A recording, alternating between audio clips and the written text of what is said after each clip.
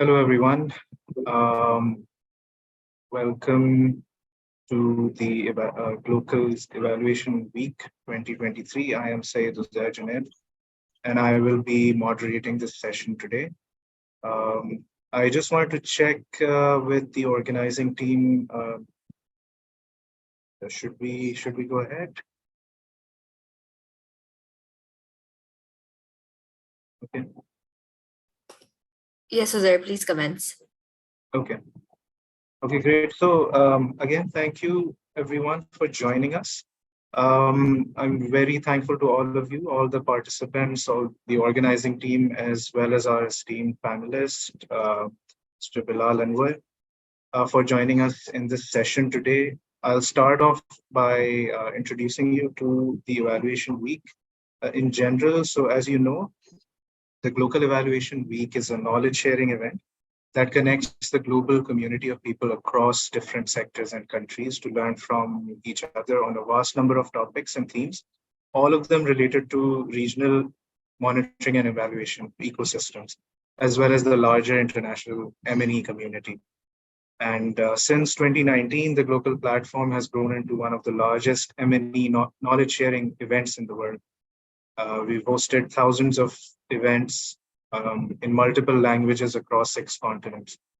And through this platform, we help inspire and energize a global movement of individuals and organizations who value the power of evidence to improve people's lives. Now, this year, the Evaluation Week's theme is the future of M&E, culture, context, and collaboration. And as this theme suggests, we look into these three important areas that are crucial for practice and institutionalization of M&E. So our topic for today is M&E in times of crisis, lessons learned from the emergency flood response in Pakistan. So I'll just introduce the topic a bit, and then I'll introduce our panelist, our guest. So as you may know, Pakistan has had an unfortunate history of being affected by natural disasters. In 2022, Pakistan experienced one of the worst floods in its history, which inflicted thousands of casualties. It left millions in need of immediate and long-term humanitarian aid, and it cost billions in economic losses.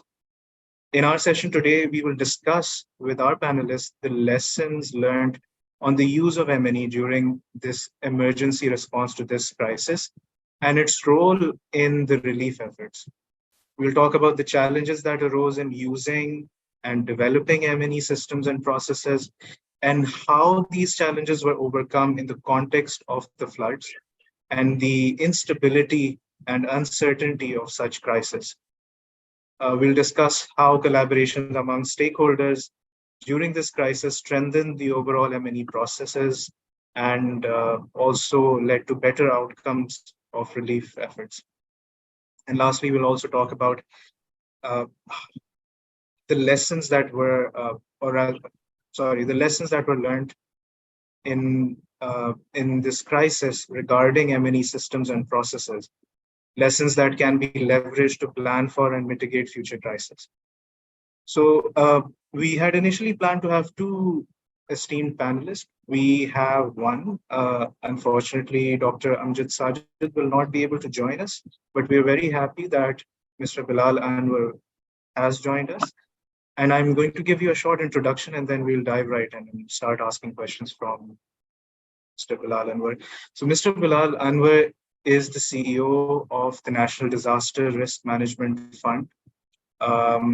And for the sake of some of our audience members who are joining from outside Pakistan, we'll ask him to introduce his organization as well, but just to give you a very brief, a one-sentence explanation of what he does in this organization is that he manages the federal government's funds and investments on projects for disaster risk reduction activities against natural calamities, against climate-induced risks, all with the aim to make Pakistan resilient against natural disasters. Mr. Bilal Anwar is an international climate policy and sustainable development professional with over 2 decades of diverse experience in multiple countries. in the field of climate change, in climate finance, disaster risk management, and disaster financing. He has worked extensively on designing and operationalization of climate investment and disaster management funds for Pakistan and internationally. In the past, he has served as the general manager for the Commonwealth Climate Finance Access Hub in Mauritius. He has contributed in setting up the International Carbon Regime of Clean Development Mechanism, CDM, at the United Nations Climate Change Secretariat in Germany. He has rolled out the technical support and climate finance mobilization programs in 15 countries. So we're very, very happy and very lucky to have Mr. Bilal Anwar join us. Thank you for joining us, sir. I'll start off with an introductory question about how does your organization, how do they typically use M&E systems as part of their projects, their work streams?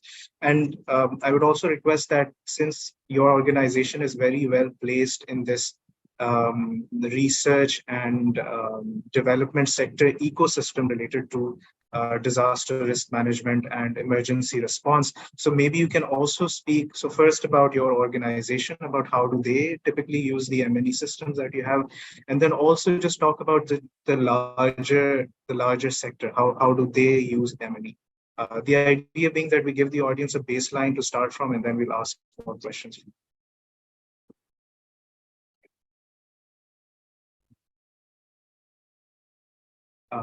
Mr. Bilal. Well, yes, thank you very much. I hope everyone can hear me clearly because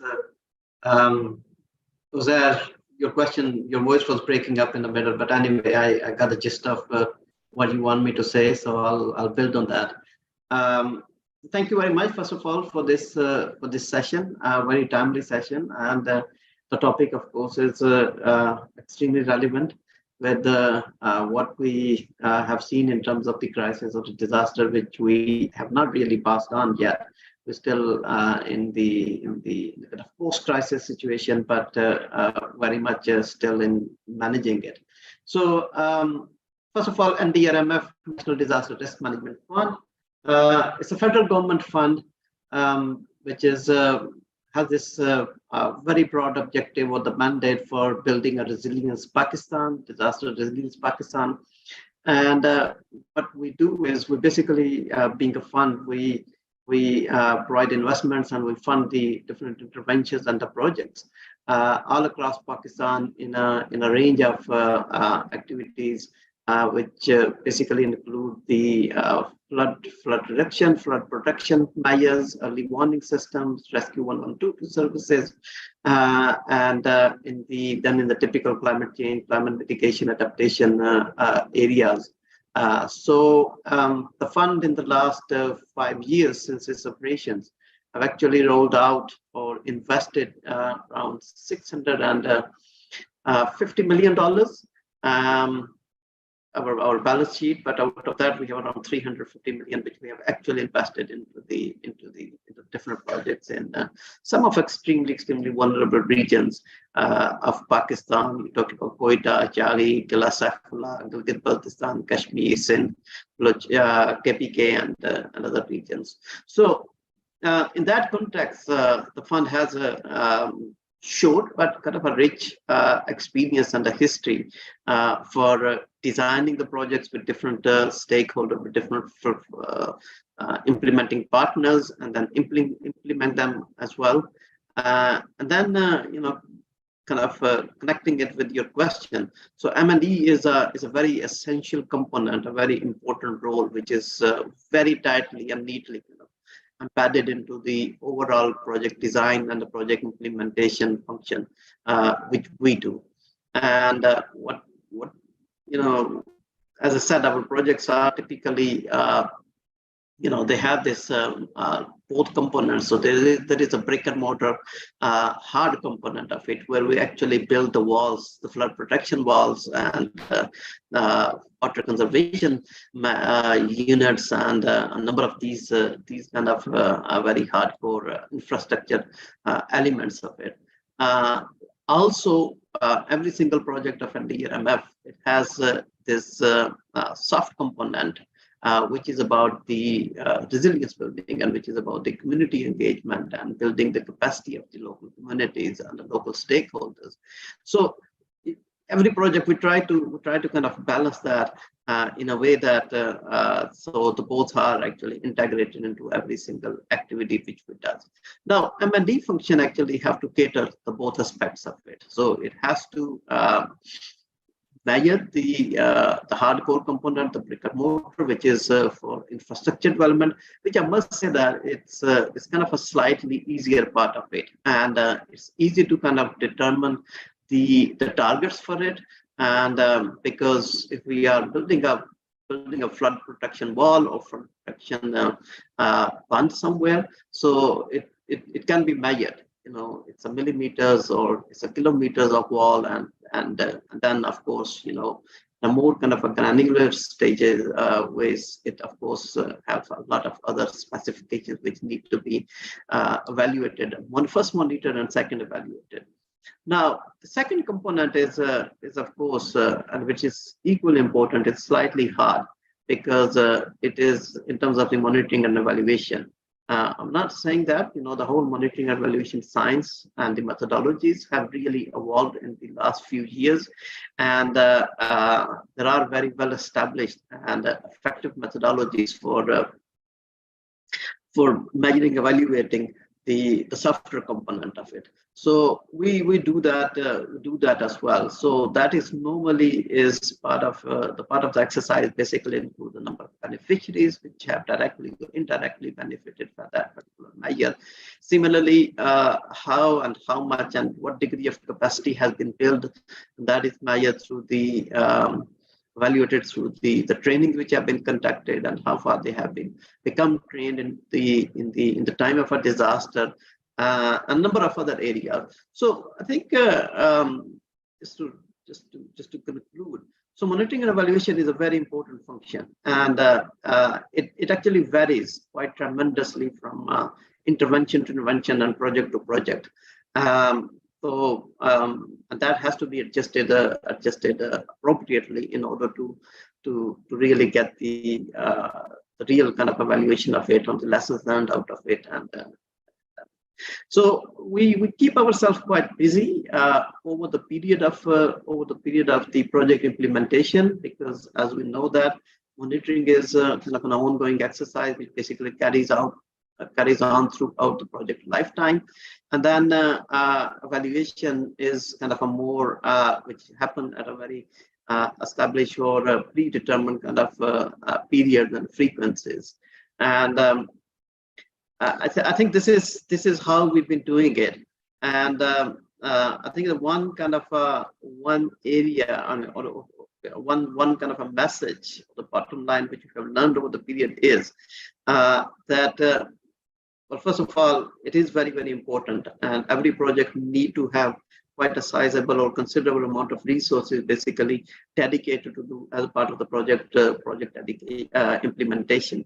Secondly, I think there is a one component. If there is a kind of an element of independence can be brought into it, especially at the evaluation stage. This again is one of the essential requirements when we do it in NDRMF. So our projects have this, and we actually try to engage some third party or some other company which actually undertake this exercise at the end of our project implementation stages.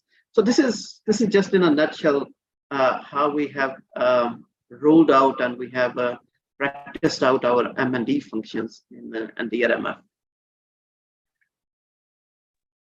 That's great. Thank you so much, Bilal. So we'll move to the next. Now that we have this baseline, let's talk a bit about in the context of these 2022 floods. So what were the challenges that you saw in your organization as far as M&E processes and systems were concerned?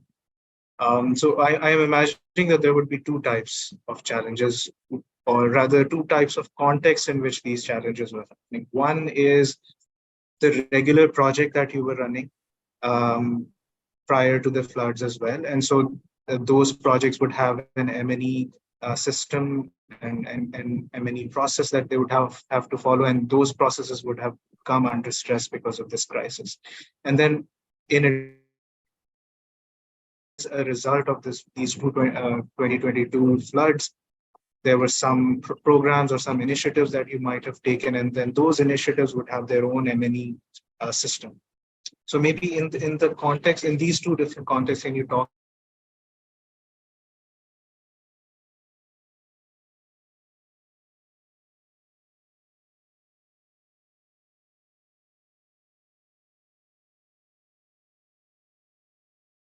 Hello, can you hear me?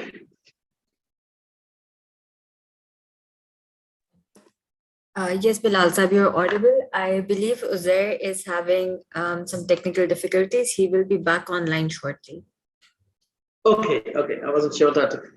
Okay, I think in terms of the crisis, let me start by saying that any crisis or any disaster actually basically is a phase, is a temporary phase of disruption. So it creates a lot of disruption. It creates a lot of kind of a breaking down of the systems at almost every level.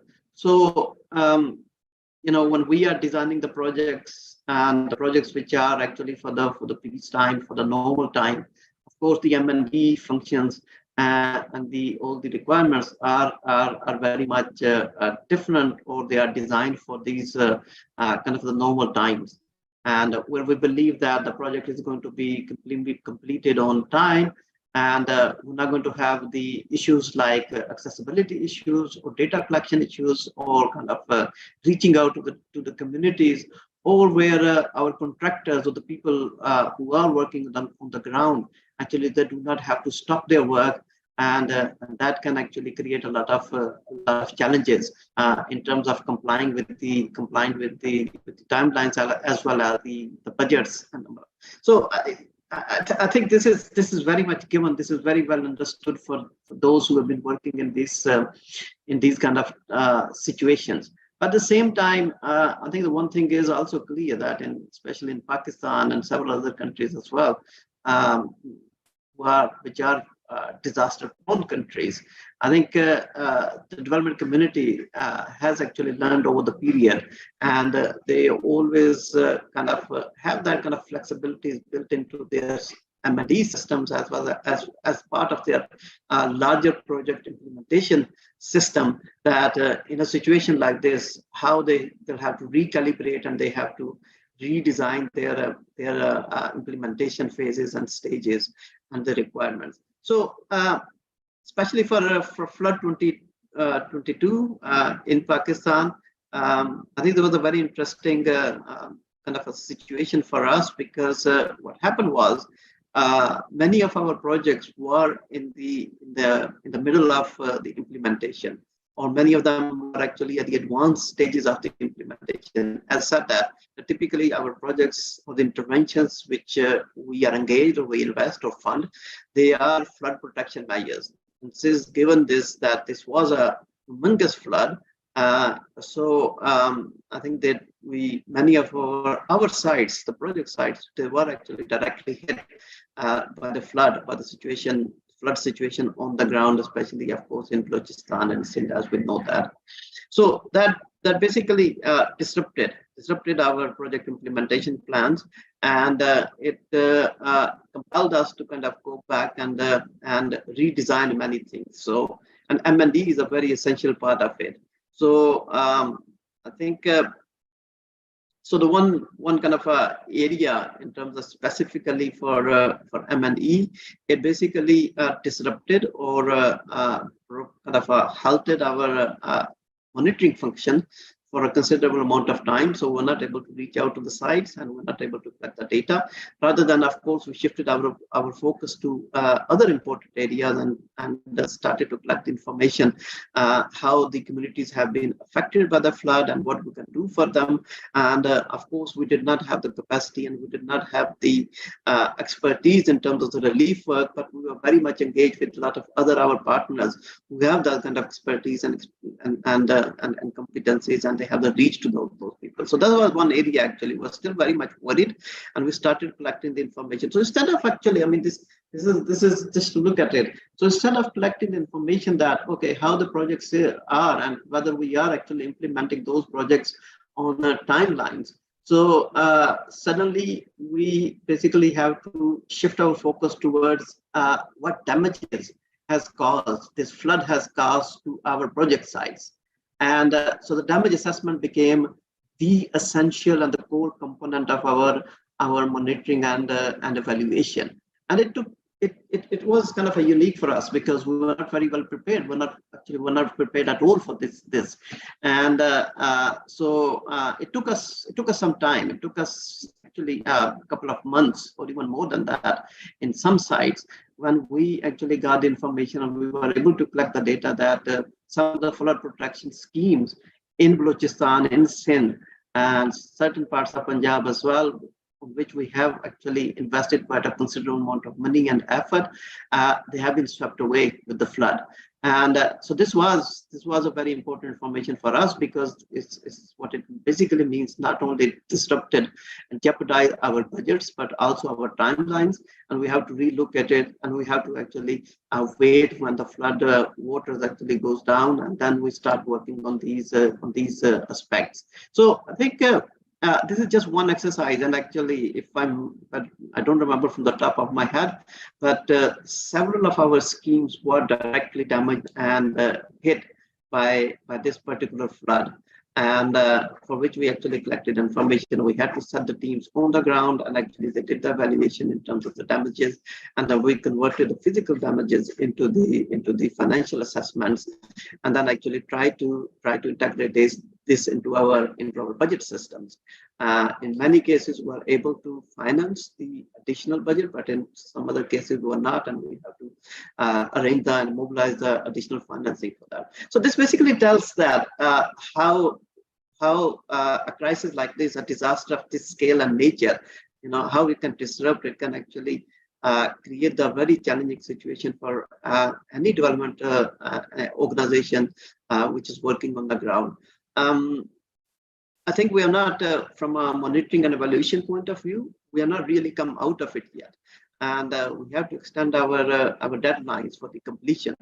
And then, of course, that have its own kind of implications in terms of how far the projects and the interventions have been able to meet its objectives.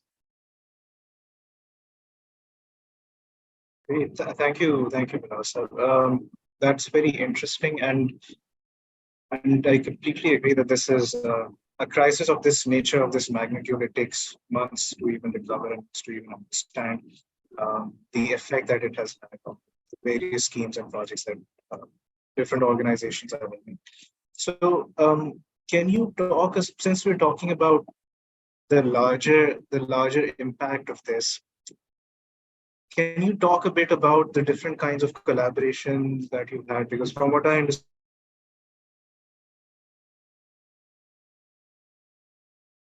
can you talk a bit about the kind of collaborations between stakeholders that your organization and generally the sector was in, and how did those collaborations strengthen the M&E process? Yeah. Okay. I think. In terms of the strengthening, I think collaboration, of course, is extremely important, and it's essential for any effective M&E function. Because, and in our case, actually, purely from our experience, it wasn't kind of a unique situation. So we are a fund, so we are just a funding agency. So we do not have the kind of resources, or the level of resources where we can actually have our own feet on the ground everywhere, and especially if we are actually investing and financing the projects all across Pakistan. So our fund implementing partners are actually third parties and other organizations who actually do the work on the ground, and then the M&D functions are being undertaken in a kind of an extreme collaborative fashion. So it's not only us and our team. So we have a team, we have a full functional M&D unit within NDRMF, but then And that unit actually work in a more kind of a holistic manner. So they established the framework for M&E, and they designed and they implement the reporting requirements, and they do undertake the site visits and collect the data information on the site. But this does not happen on an extremely frequent manner. So I think this is just to underline and underscore the importance of collaboration and with different partners. And then actually it extends even a little bit further as well, where we actually reach out and we facilitate and hire in sometimes the third party M&E consultant as well, who actually does this kind of a work for us as well. So this just shows, it's a different ways of looking at it. One can say that it's a very complex way of kind of undertaking a simple function as M&E, but another way of looking at it is that, given the importance and the complexity which is involved in this process, it does require this collaboration. It does require kind of many hands coming together, and they actually contributing their bits and into the process. And that's the only way that an M&E function can really perform or to function. So in a specific situation of this flood, I think we as I was kind of in my previous response as well, I was alluding to it. We had to kind of come out of our normal way of doing things. So not necessarily because, and sometimes for a very simple kind of reason. I mean, to have access to the site, or to have access to the communities. I think because in a situation like this, it was actually quite a challenging to reach out. And similarly, to collect the information and to collect the data from different stakeholders. So we did actually reach out, and we established kind of a number of new partnerships with the agencies who have a lot more experience and expertise within the region. They actually know the region very well. They know the kind of cultural norms as well, because like interacting with the local communities, or kind of listening to the challenges or problems of the local contractors who are suffering financially because of the blockage of the work, or financial flow, and a number of other challenges. And for that, actually, you need somebody, and you need a kind of an organization or entity who has been working with the local people, with the local partners and the local contractors for a considerable long period of time, and they understand each other very well. I think that was kind of one level of kind of collaboration which we utilized, and we had certain benefits and advantages being a federal government entity. I think we kind of enjoyed that kind of convening power and reaching out power, which we utilized to massively to our own benefit, as well as the benefit of the communities with whom we were working. Now, the other level is kind of a collaboration is we right now actually what we realize that several of the government infrastructures, especially the flood protection infrastructure, they were quite heavily damaged. And so soon after the flood, we actually recouped ourselves and regrouped ourselves, and then reached out and we mobilized additional financing. And now with the several of these new partners, we are actually working for the rehabilitation and reconstruction work. So we just allocated around $25 million, and which is fully dedicated and exclusively for rehabilitation and reconstruction work. And learning from our previous experience, actually, we're now going through a very normal cycle of the way of doing things, and we are actually taking it up on a fast-paced basis, and we're trying to finish it as soon as possible, so that we can kind of provide a minimum safeguard to the communities for any future floods or any future disaster of this nature. So. Yeah, it's not a kind of an ideal situation. I think as professionals, we try to learn from any kind of the situation, and we all do that. And that's what we did from this particular flood situation in Pakistan. Are there, just because we have some time, I was wondering if you can tell us, are there any specific collaborations that you'd want to talk a bit more about as a success story in your experience last one year for this in the aftermath of these floods? And so, for example, there was which was related to M&E. Let's say that your collaboration and the other party ended up building some capacity because of their interactions with you and your M&E systems. Yeah, I think specifically for M&D, I think this is going to see that.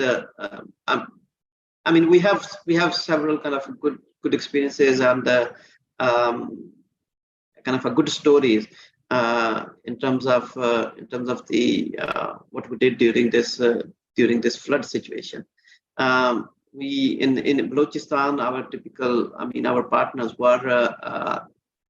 We have the government partners, of course, the irrigation department, forestry, and others, and with whom we actually implementing quite a number of projects. But we have our partners from non-government sectors as well.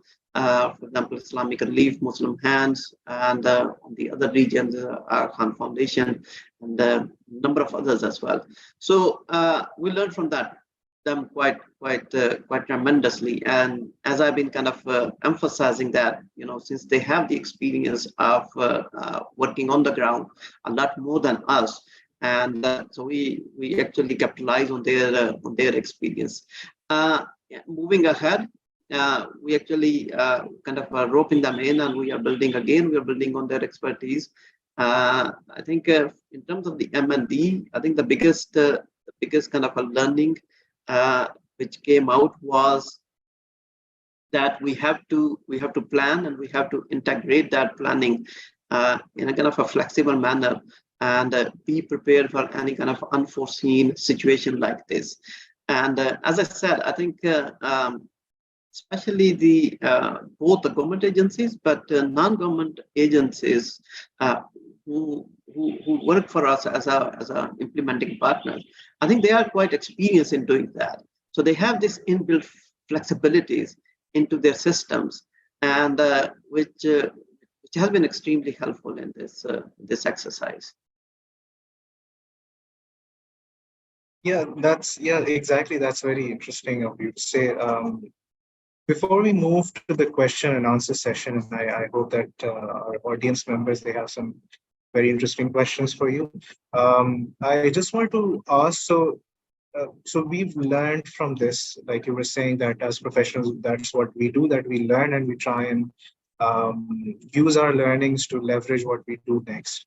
Do you think as a country, as a sector, in terms of the NGO sector, the government, do you think that our M&E processes are robust enough now as a whole to keep on functioning whenever hopefully not such a crisis ever occurs again? But what do you think in terms of our readiness, specifically the M&E component of it?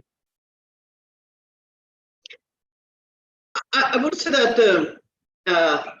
I think the room for learning kind of never ends, and but I have seen that, and I have a kind of a little bit of a benefit of kind of running a comparison between Pakistan and some of the work which I've done in Africa and Caribbean and other places as well. And so when it comes to M&D, I think the M&D functions in Pakistan and the entities, and both on the non-governmental sector as well as the governmental sector, actually they have learned quite a lot, and they have actually integrated and strengthened their M&D functions quite significantly. We see this of course a lot more robust, a lot more kind of applied in an applied fashion in the non-governmental sector as compared to the government sector, because the government sector have their own kind of built in their own set of requirements, And sometimes it's actually difficult, very difficult for them to kind of dedicate a lot of resources for their M&E purposes. So this is where actually we've been actually supporting a lot of these functions. So and we've been undertaking the M&E for the government sector, which has an element of kind of benefit in it as well, because it creates this kind of a slight kind of a wall between the those who are implementing the project and those who are actually undertaking the monitoring and evaluation. So it brings this an element of independence and impartiality into it.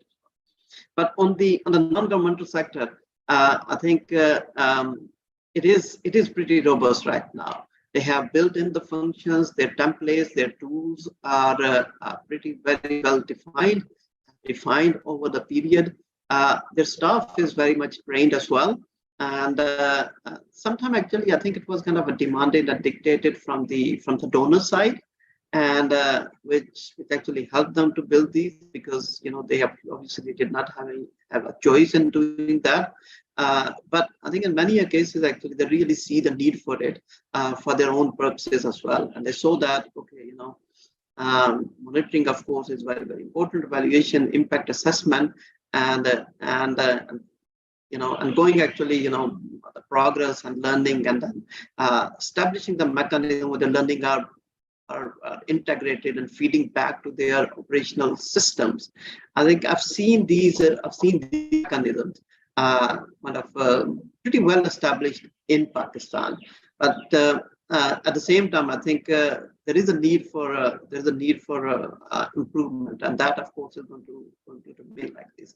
I mean, one area I think where I kind of struggled and we're trying to improve within NDRMF as well is this kind of an impact assessment, which is kind of a more longer term, and ensuring the sustainability of any intervention or any project which we have undertaken. I think this is where we are lacking behind. So in NDRMF, actually, we are going ahead, and we are hiring a company who actually undertake an impact assessment for us. So over the last 5 years, the time of investment which we have made, what impact we have created in terms of disaster resilience, climate adaptation, mitigation, and the value for money and things like these. And similarly, the economic impact we created. So wherever we've been actually investing the project, of course, if we go to a remote area in Balochistan and we construct a kind of a structure, so we are actually injecting money into the area as well. So it actually contributes into the regional development, the economic development of the region as well, and the capacity building of the people as well. So I think those are the areas which are extremely, extremely important. I know, from the project management point of view, there are very specific, well-defined models to do those kind of impact evaluation, impact assessment, and regional economic contribution assessment and things like that. I think this is where we are not really progress to that level yet.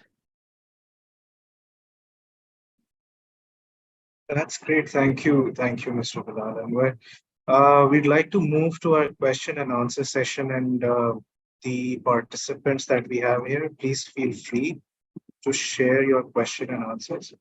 We have some time, and we can.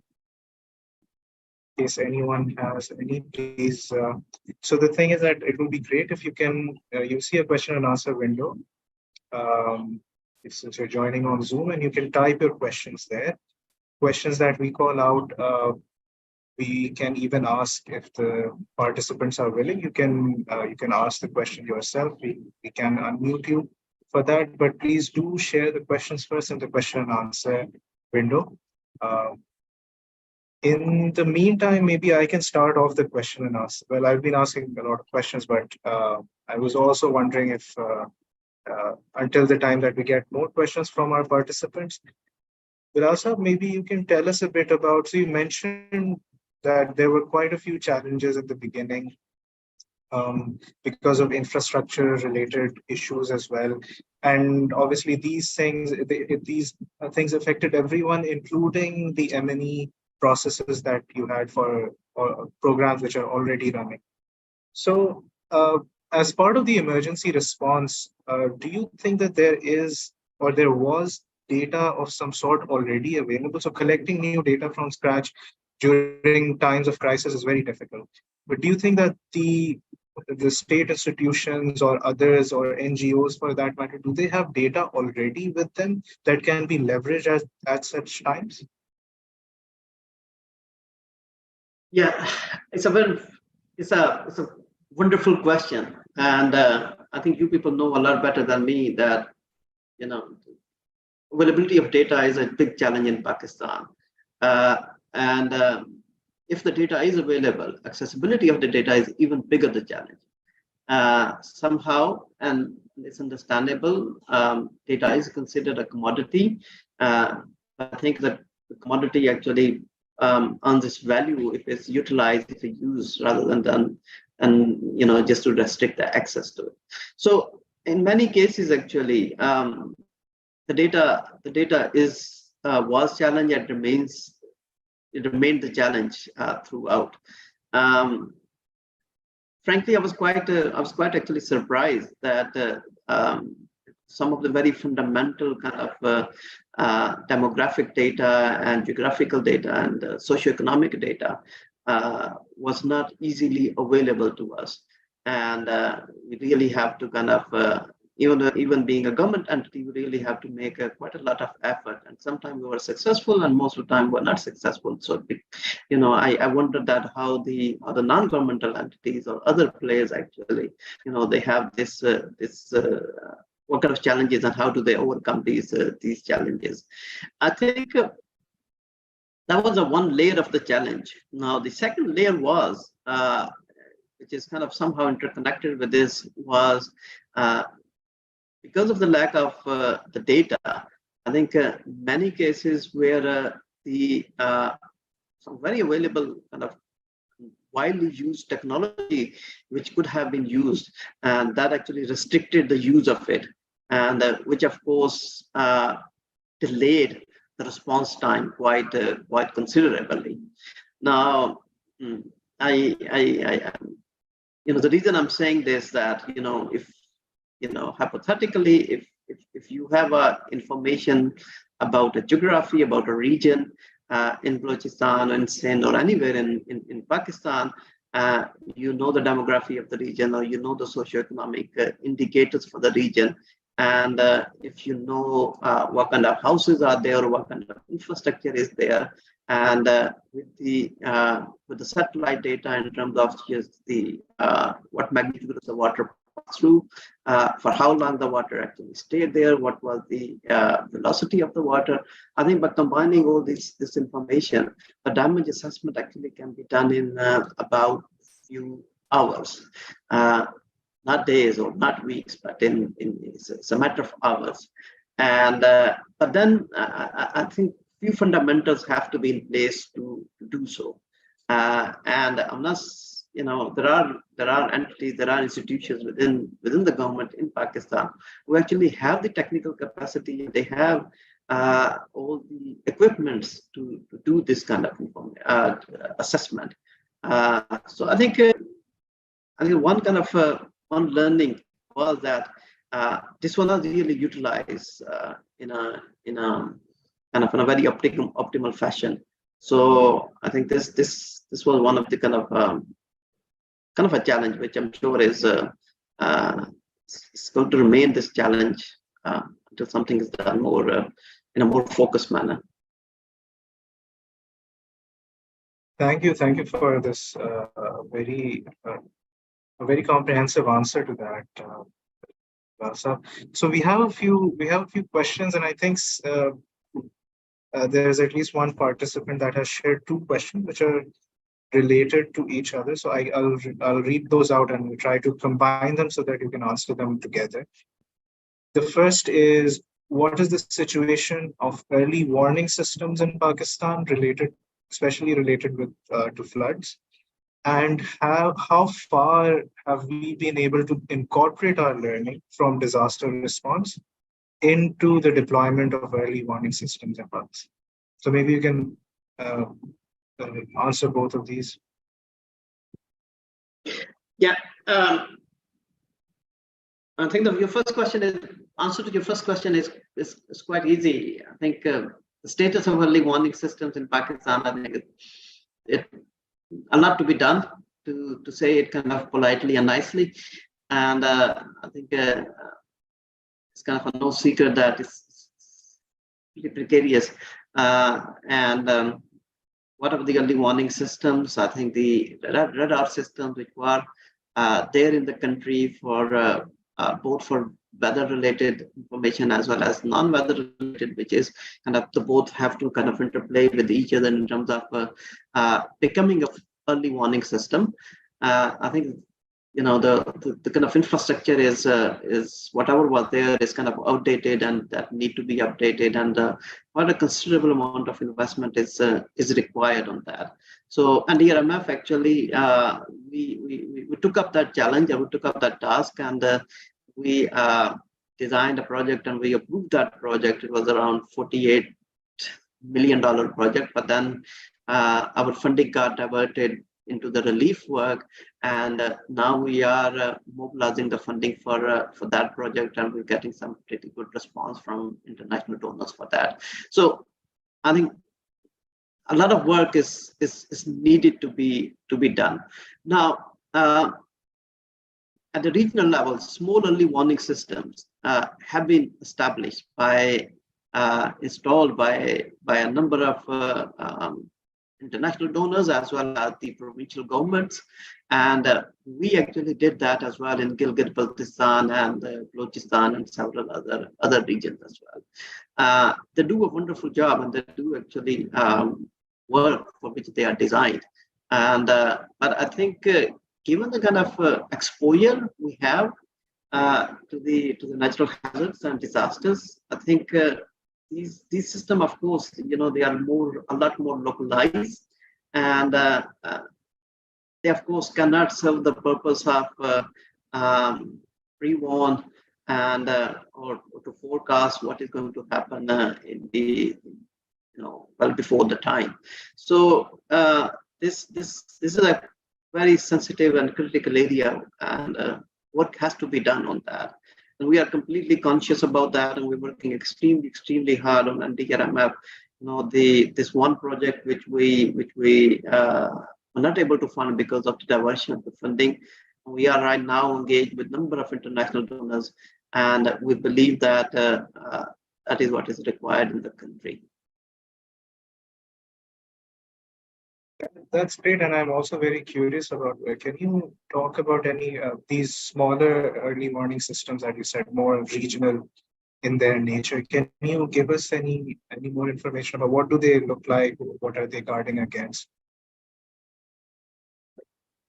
Yeah, well, I mean, I'm not an engineer, so I'm an economist by training, so I have my limitations. So, but I have seen them. I've seen them working and functional, and so I had kind of a little bit of a benefit of knowing how do they work. So I mean, when I say that the localized early warning systems. So in terms of the technology, they are pretty simple, and they actually work with different parameters. So we can put, for example, in Gilgit-Baltistan, we put on the different river flows. They basically measure the river flow on a real-time basis, and then they inform or they warn the local communities. Based on the different thresholds which are part of that system. They actually combine the several parameters together before they actually make a warning, and which is if it's on a river, of course they're going to look at the flow of the river, but then they also look at the precipitation data and the wind data. And they technologically they are capable of kind of seeking information from other other system which might be in the surroundings. So they can work in a kind of a coordinated, cohesive fashion if they are designed and they are synchronized properly, and which we did in some of our interventions in Gilgit-Baltistan and Balochistan. So, but they only do it for a very small region, and not for more kind of wider region basis. So they have their own limitations. Okay, thank you for elaborating that. That's very helpful. We just have a few more minutes left, so we have time for just maybe one question. And the one question that came up was about the local communities that were affected by the flood. So, was there at any point, any time in which these communities were also consumers of the M&E findings that you or your partners might have had? And yeah, so if you can talk a bit about, so the M&E system generally, they're like the organization that is running the M&E system, they're the ones who are consuming it all the time, or their partners are perhaps. But at times of crisis, since a lot of this information is being shared by organizations with other players as well in the emergency response, but are there also local communities? Are they also part of this, the consumption of M&E findings? Yes, they are typically. I think that's any well-defined, well-designed M&D framework should actually ensure that the local communities, first of all, they are very much engaged in terms of the monitoring as well as the evaluation.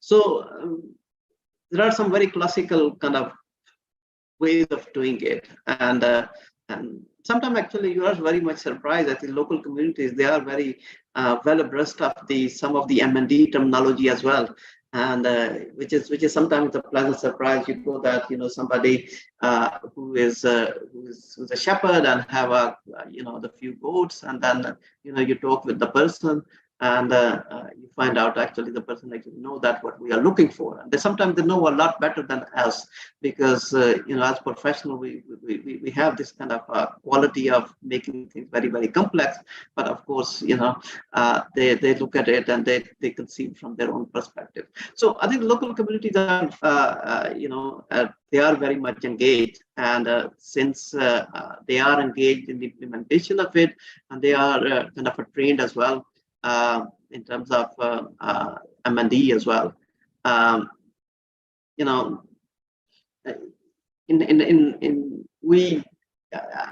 think that's an interesting one actually, because I'm just kind of thinking. I think we might not have been actually went back and share some of the lessons, some of the kind of valuable information at the tail end of the project with the local communities. I think we might not have done that, and although we do share with other partners, and this happens because we do kind of hold the workshops sometime on the site and sometime off-site, and where this kind of information is shared with all the partners, and their experiences and their comments are of course taken into consideration as well. I think the one limitation actually, I wouldn't be really hesitant to acknowledge it, is that M&D functions actually, they are very largely kind of driven by the donors, and so they of course have been designed in that fashion as well. The donors have done a good job as well in terms of trying to make it localized as well, trying to incorporate the kind of views and the consideration of the local communities as well. I think this need to be strengthened in that term. So I don't think I don't think, but I'm certainly sure that we haven't really shared, and I haven't really seen other partners actually sharing the M&D findings at the tail end of it with the local partners. I mean, that need to be done in local language, in a very different fashion altogether. So you cannot kind of take a very boring M&D report and hand it over to the local communities. It has to be a lot more infographic, pictorial, cartoonish sometimes, and in local language, and maybe in some bold letters and colorful images and something like this. But having those key messages creatively built into that. So this is something actually, it's an interesting point. So I'm taking a mental note of it. That's great. Thank you. Thank you, Bilal. So we are almost at the end of our session. So right towards the end, I would like to thank Mr. Bilal Anwar for sharing his thoughts with us and answering the questions that the audience members had. I'd also like to thank everyone from the organizing team for this session. And I would like to thank the audience, of course, for this interactive session with us. I'd also like to remind you that we will be doing these kinds of sessions every day this week. And we'd invite you to join our other sessions at the Local Evaluation Week 2023. Thank you so much. Yes, one more thing just before everyone leaves. Kindly please provide us, you would see a poll for you. So it would be great if you can just provide us some of your feedback. Okay, if you can just answer the feedback for us. And thank you very much. Thank you very much. Thank you so much for us. Thank you.